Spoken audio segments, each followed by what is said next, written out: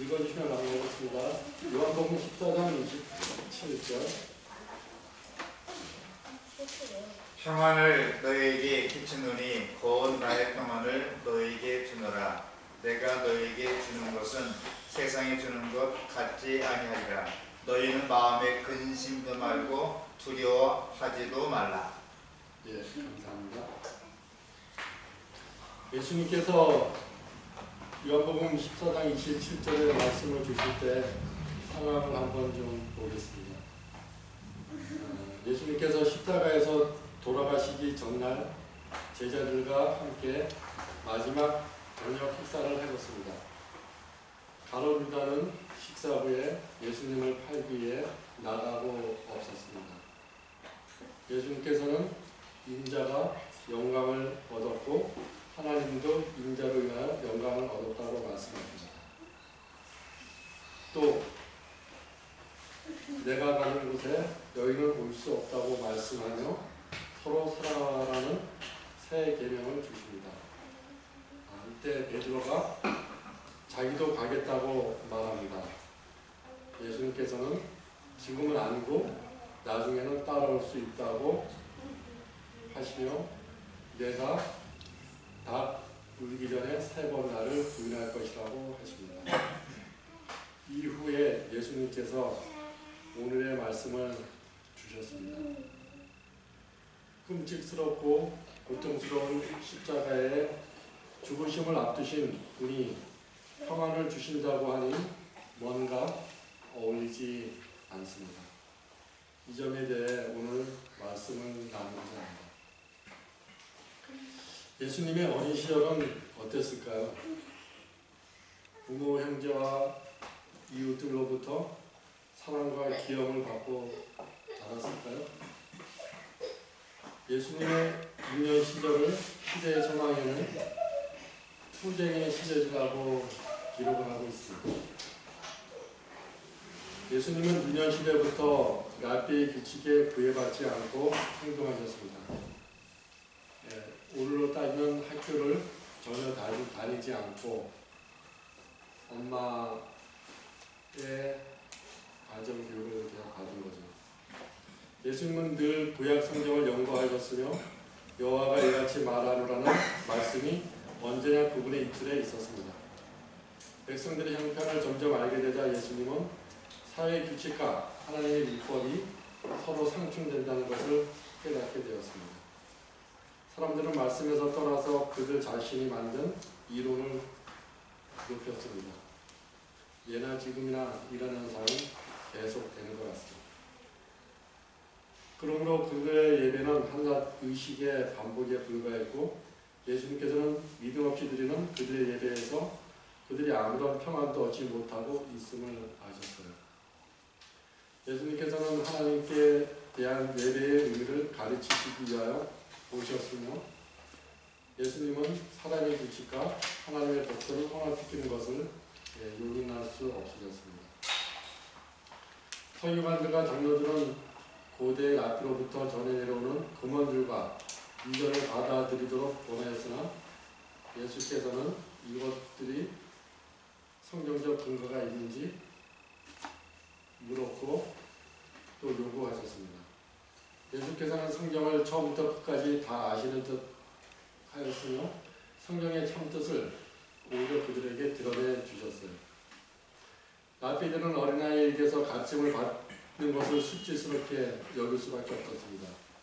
랍비들은 성경을 해석하는 일인 저희들의 고유 권한이고 자기들이 해석한 것을 받아들이도록 주장했어요. 그리고 예수께서 그들의 말에 반대되는 입장에 선 것을 보고 분개하고 분노할 수밖에 없었습니다. 그들은 그들의 유전에 대한 성경적 근거를 찾을 수 없다는 것을 알았어요. 그들은 영적 지식에 있어서 예수님보다 그들이 훨씬 못하고 예수님이 뛰어나다는 것을 알았습니다. 그러나 그들은 그분이 자기들의 명령에 순종하지 않는다고 분노했어요. 그래서 예수님을 설복하지 못하자 예수의 아버지 요셉과 마리아를 찾아가서 예수가 자기들의 말에 순종하지 않는다고 고자질을 합니다. 그러면 또 예수님은 책망과 꾸지람을 받게 됩니다. 예수님께서는 아주 어린 시절부터 그분의 품성을 형성함에 있어서 스스로 행동하기 시작했으며 자기 부모에 대한 존경과 사랑조차도 그를 하나님의 말씀을 순종하는 일에서 돌이키게 할 수가 없었습니다. 그분이 가족들의 관습에 따르지 않고 다르게 행동하는 이유는 곧 기록하였으리라는 말씀이었습니다. 그러나 라피의 영향은 그분의 생애를 점점 괴롭게 만들었습니다.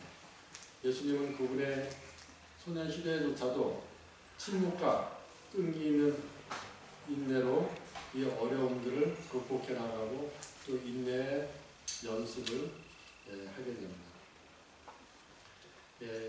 요셉의 아들들인 그 요셉의 형제들은 항상 라피들 편을 들었습니다. 그들은 사람의 교훈을 하나님의 말씀보다 더 높게 간주했으며 거짓과 참 것을 분별하는 예수의 명철한 식별력에 대해 몹시 화가 났습니다. 하나님의 율법에 대한 그분의 엄격한 순종을 그들은 완고하다고 비난했습니다. 그들은 예수께서 라피에게 대답하시는 말씀 가운데서 나타나신 지식과 지혜에 대해서 놀랄 수밖에 없었습니다. 자기들과 같이 자라는데 자기들과 다르기 때문입니다. 형제들은 예수님이 박사들에게서 교훈을 받을 일이 없음을 잘 알고 있습니다. 그런데 오히려 그들보다 더 뛰어난 것을 인정하지 않을 수가 없었어요. 어느 때에서나 어느 곳에서나 예수님은 사람들에게 사랑을 나타내시고 그분의 주의를 명랑하고 경건한 분위기로 들으셨습니다. 이러한 모든 것이 바리새인들에게 일종의 책망이 주게 됩니다. 참 어떤 사람이 가면은 그 뒤에 항상 웃음과 행복이 있고 또 어떤 사람이 가면은 냉랭한 그런 것들이 있는데 많이 뉘우치게 됩니다. 예수께서는 당신이 목격하신 모든 종류의 고난을 다 덜어주시기 위하여 일하셨습니다. 예수님은 줄돈이 별로 없었으나 자기보다 더 궁핍하게 보이는 사람들을 도와주시기 위하여 종종 그 자신의 음식을 먹지 않으셨습니다. 그분의 형제들은 예수의 가마가 그들이 끼친 악한 가마를 상세하고도 남다는 것을 느꼈습니다.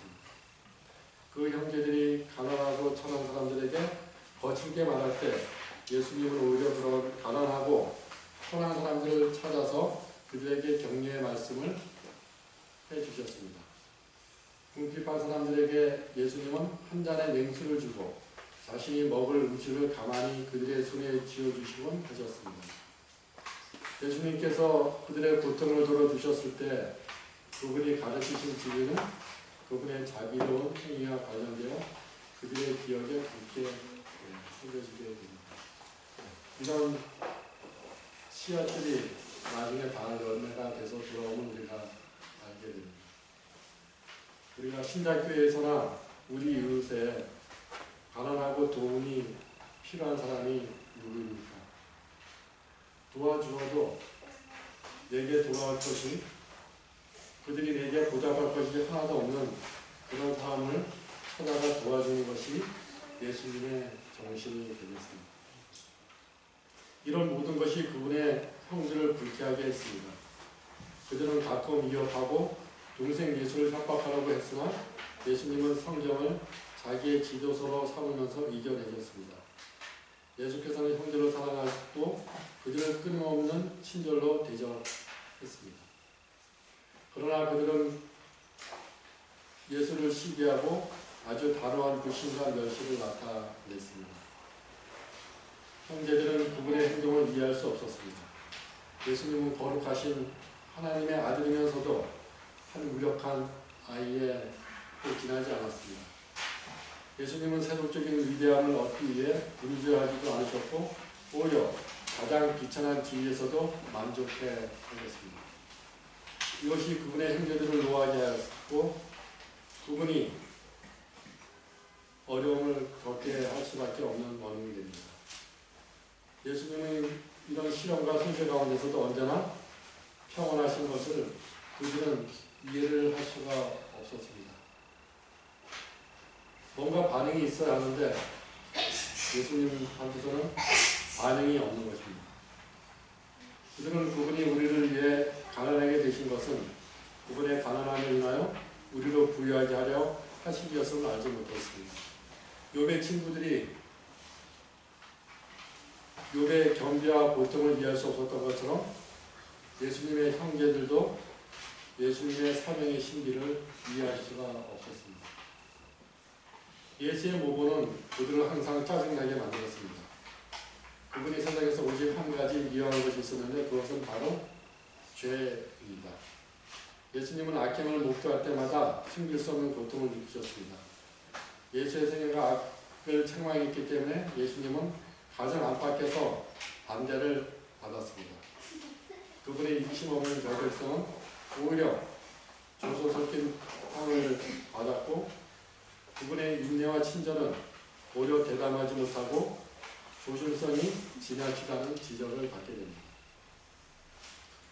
하지만 또 예수님과 함께 있으면 마음이 편했기 때문에 예수와 교제하려고 이렇게 모여드는 사람들이 있었으나 많은 사람은 예수님의 흠없는 생애로 말미암아 오히려 자신과 비교가 되니까 다시 또 예수를 피하는 그런 상황이 벌어집니다.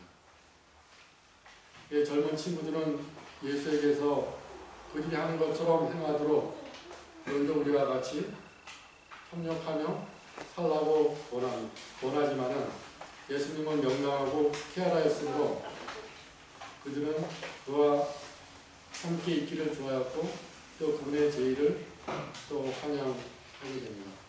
그러나 그들은 예수님의 치밀함을 보고 조급해서 말하기를 예수님은 도량도 없고 아량도 없고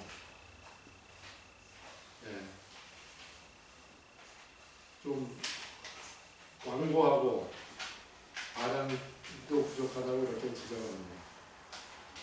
그때 예수께서는 이렇게 대답을 합니다. 청년이 무엇으로 그 행실을 깨끗하게 하리이까? 주의 말씀을 따라 삼갈 것이니이다.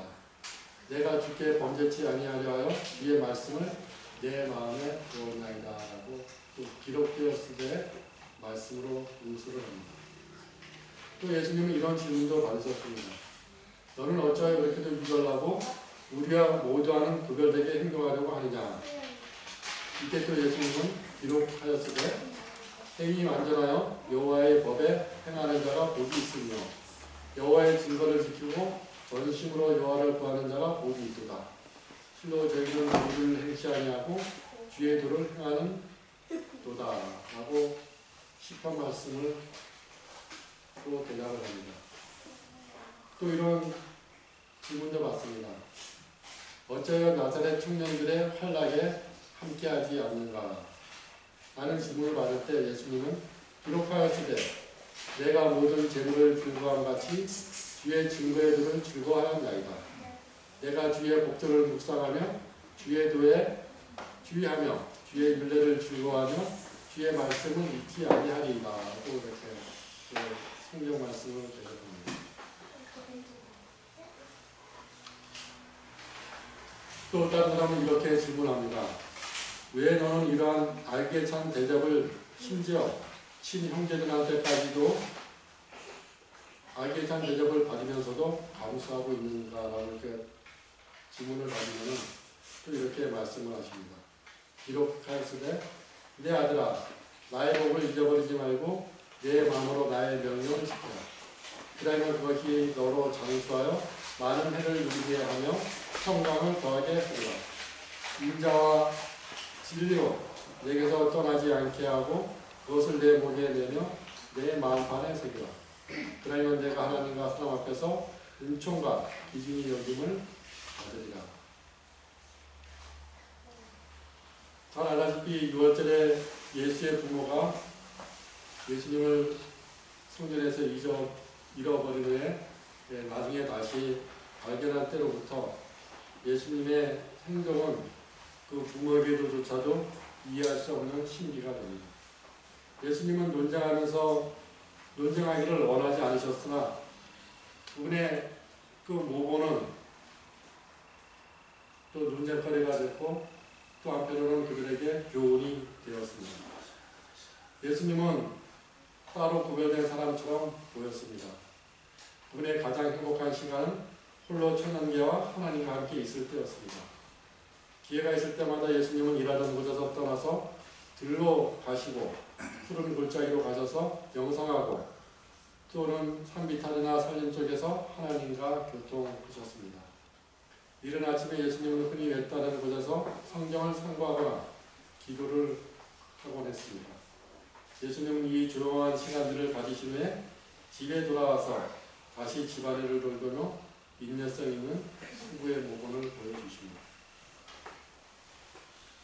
그리스도의 생애는 그분의 어머니에 대한 존경과 사랑으로 특정지어집니다.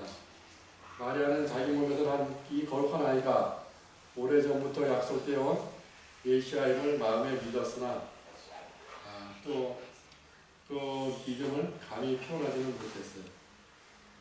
마리아는 예수께서 유년 시대와 소년 시대에 당하는 시련을 슬픔으로 바라보곤 했습니다. 예수의 행위 가운데 옳다고 생각되는 것을 옹호하려고 편을 들다가 그렇게 불명에 처하기도 했습니다. 마리아는 가정의 행복과 자녀들을 향한 어머니의 자상한 보살핌은 아이들의 품성 형성에 있어서 극히 중요하다고 느끼고 그렇게 가르치고 했습니다. 마리아는 종종 예수에게 충고하면서 라떼의 규례를 따르라고 그렇게 대충 하라고 이렇게 권하기도 했습니다. 그러나 하나님께서 하신 일을 명상하는 일과 고난을 당하는 인류, 심지어 말 못하는 짐승의 고난까지도 덜어주기 위해 힘쓰시는 예수님의 그 습관을 고치도록 설복시킬 수까지는 없었습니다. 제사장들과 교사들이 예수를 제어하는 일에 그분의 도움을 청했을 때 마리아는 항상 괴로움에 처할 수밖에 없었습니다. 그러나 예수께서 당신이 행하시는 일을 지지하는 신경 구조를 마리아에게 찾아서 보여주면 다시 또 마리아도 마음의 평안을 얻고 예수의 아들 예수의 편이 되었습니다. 때때로 마리아는 예수를 하나님의 보내신 자로 믿지 아니하는 그분의 형제들과 예수 사이에서 방황도 했습니다. 마리아는 예수께서 다른 사람의 유익을 위하여 자신을 희생하는 것을 보곤 했습니다. 그분이 있을 때에는 가정 안에 좀 더 순결한 분위기가 나타났고 또 그분의 생애는 교제하는 자들 가운데 누룩과 같은 작용을 해서 행복한 분위기가 나타났습니다. 예수님은 무례하고 난폭하고 버릇없는 자들, 부정한 세리, 무모한 천하, 불우한 사마리아 사람, 이방 나라의 군인, 거친 농부, 잣된 무리 가운데서 해바름 없이 더럽힘을 받지 않고 그들과 같이 어울렸지만 그들과 같이 더럽힘을 받지 않고 그대로 사셨습니다. 피곤함에도 불구하고 무거운 짐을 지도록 강요받은 사람들을 여기저기서 보실 때마다 예수님은 그들에게 동정의 말씀을 해주셨습니다.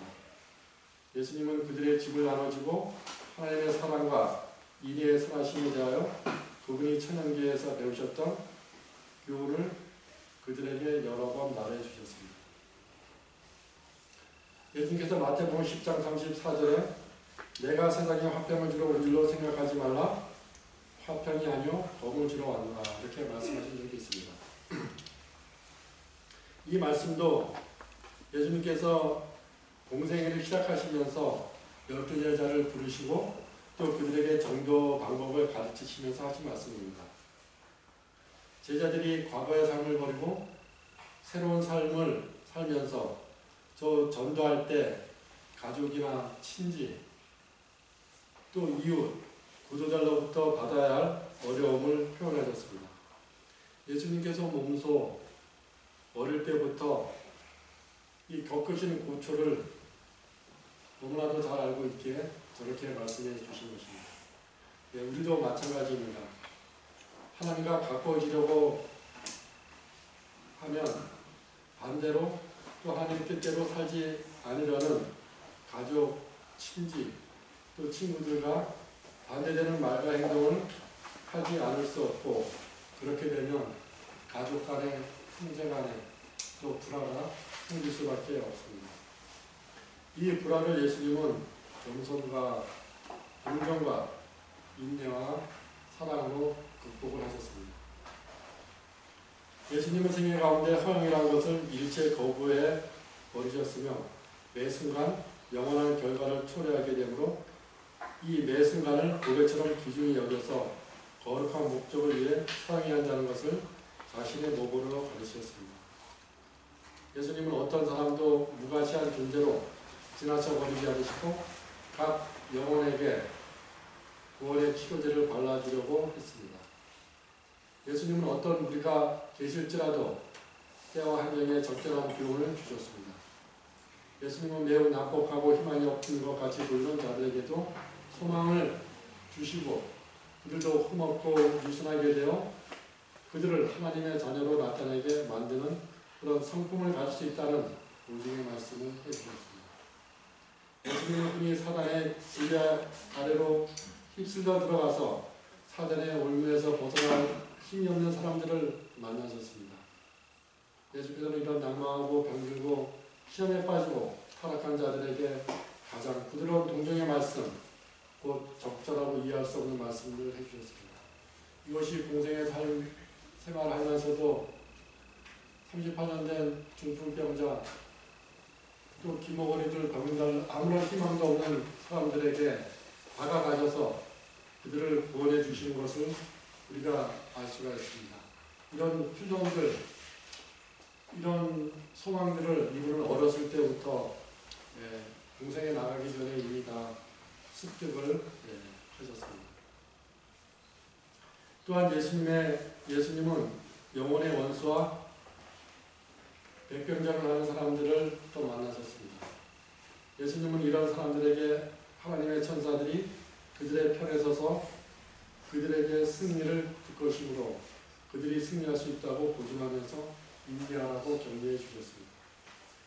그래야 이렇게 도움을 받은 자들은 그들이 완전히 신뢰를 가지고 의지할 수 있는 한 분이 여기 있다는 확신을 가지게 되었고, 또 그래서 그들에게 예수님에게 자기의 비밀을 또 자기의 하고 싶은 말들을 이렇게 털어놓을 때 예수님은 결코 그런 비밀들을 그들에게서 들은 말들을 누설하지 않으셨습니다. 이 또한 우리와 얼마나 대조가 됩니까? 누군가를 도와주면 우리는 자랑하기에 바쁘고 나를 나타내기에 바쁩니다. 또 반대로 조금이라도 푸대접을 받으면 불평하기 일쑤입니다. 또 남의 비밀을 알면은 다른 사람에게 옮기기에 바쁩니다. 예수님께서는 신령뿐만 아니라 육신도 고치시는 분이셨습니다. 예수님은 자신이 목도하는 고통에 대해 관심을 가지시고 그 고통하는 사람들을 도와주셨으며 그분의 친절한 말씀은 진정시키는 향유와 같은 역할을 했습니다. 어떤 사람도 그분이 이적을 행하셨다고 말할 수는 없었으나 능력, 곧 치료하는 사람의 능력이 교회로부터 병자와 고난당하는 자에게로 나왔습니다. 이와 같이 예수님은 그분의 능력시대로부터 들어가지 않은 방법으로 백성들을 위해서 일을 하셨습니다. 그분의 공생애가 시작되었을 때 그처럼 많은 사람이 그분의 말씀을 즐겨 듣는 것이 바로 이러한 까닭이었습니다. 그러나 유년, 청년, 장년 시대를 통하여 예수님께서는 홀로 다니셨습니다. 예수님은 순전하고 신실하사 홀로 포도주 틀을 밟으셨으나 백성들 가운데서 그와 함께한 사람이 하나도 없었습니다. 예수님은 인류의 구원을 위하여 심히 무거운 책임을 지었습니다. 인류의 원칙과 목적에 결정적인 변화가 없는 한 모두가 다 잃어버린 바 되리라는 것을 예수님은 아셨습니다. 이러한 사실이 예수님의 마음을 억눌렀으며 아무도 그분이 지은 짐의 무게를 이해할 수 없었습니다. 열렬한 목적으로 충만하신 예수께서는 자신이 사람들의 빛이 되도록 그분의 생애의 계획을 실천하셨습니다. 악에 대항하기 위해서는 철저하게 문을 닫았기에 왕과라는 비난을 받았지만 가난하고 또 도움이 필요하고 하나님의 말씀에 순종하는 데에는 온 마음을 열어놓고 사셨습니다. 죄악에 대해서는 철저하게 원칙적이셨지만 선과 사랑에 대해서는 그 누구보다도 약하신 분이 되셨습니다. 예수님이 모든 죄를 이기고 우리의 모본이 되신 것과 성경에 정통하신 사실은 그분이 이 소년시대에 하나님의 말씀을 얼마나 부지런히 연구하셨는지를 보여줍니다. 그리고 그분은 항상 평안함을 유지하셨습니다. 제자들에게 이야기하실 때 예수께서는 당신의 고통과 죽음에 대해 아무런 슬픔의 빛도 보이지 않으셨습니다. 제자들에게 마지막으로 남기신 그분의 유산은 바로 평화, 화평, 평강의 유산이었습니다. 평안을 너에게 끼치노니 곧 나의 평안을 너에게 주노라. 내가 너에게 주는 것은 세상이 주는 것 같지 아니하노라. 너희는 마음에 근심도 말고 두려워하지도 말라고 예수께서 말씀하셨습니다. 십자가의 죽으심을 당하신 후 3일 만에 다시 살아가신 예수님은 유대인들이 무서워 모인 제자들이 있는 곳에 나타나셔서 이렇게 말씀하십니다. 너희에게 평강이 있을지어다. 이 말씀을 하시고 손과 옆구리를 보여주시니 제자들이 실제로 죽으셨던 예수님이라는 것을 깨닫고 기뻐합니다. 또 이렇게 제자들을 안심시키신 후에 또다시 말씀하십니다. 너에게 평강이 있을지어다. 그리고 제자들에게 성령을 불어넣어 주십니다. 그러고 나서 여들의 8일이 지난 후에 다시 또 제자들에게 나타납니다. 첫 번째 나타났을 때는 도마가 없었지만 이때는 도마가 의심하는 도마도 있었습니다. 이때 또다시 예수님께서는 너희에게 평강이 있을지어다라고 말씀해 주십니다. 요한복음 14장 27절의 평안이나 요한복음 20장 19절, 21절, 26절의 평강의 언어가 같은 에이레네입니다. 예수님께서 주시는 평안은 선택사항이 아닙니다. 우리가 항상 유지해야 할 의무사항입니다.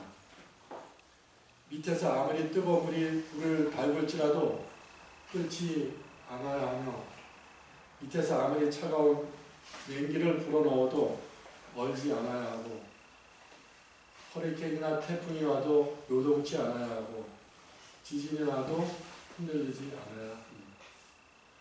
걱정, 근심, 교회 일, 교우 관계, 또 돈 문제, 자식 문제, 부모 문제, 형제자매 문제, 직장 문제, 기타 등등으로 우리는 참으로 많은 문제들을 안고 삽니다. 이런 것들이 한시도 우리를 편하게 내버려 두진 않습니다. 하지만 우리는 평안을 유지해야 할 의무가 있습니다. 이것이 바로 악을 이기는 방법이기 때문입니다. 인간이 당하는 온갖 쓰디쓴 슬픔 중에 그리스도께서 맛보지 않은 것은 하나도 없었습니다. 만일 그분이 한마디의 조급한 말로나 표정으로 응수하였더라면 또는 단 한 번이라도 부정한 행위를 함으로 그분의 형들에게 양보하였더라면 예수님은 완전한 모본이 되지 못했을 것이다. 따라서 우리의 구속을 위한 계획도 성취하지 못하셨을 것이다. 만일 그분이 죄에 대한 핑계를 핑계가 있을 수 있다는 것을 인정만 하셨더라도 사단은 승리하고 세상은 영원히 잃어버린 바 되었을 것이다. 이런 까닭에 마귀는 예수의 생애를 가능한 한 괴롭게 만들어서 예수를 죄에 빠뜨리려고 노력했습니다. 그러나 시험을 당할 때마다 예수님의 한 가지 대답은 기록하였을 때라는 말씀이었습니다. 우리도 말씀을 우리 마음에 가득 채워 지진이 나도 태풍이 나도 꿈쩍하지 않고 평온을 유지하시는 우리 모든 성도님이 되시기를 간절히 바라는 말씀을 드립니다. 아멘.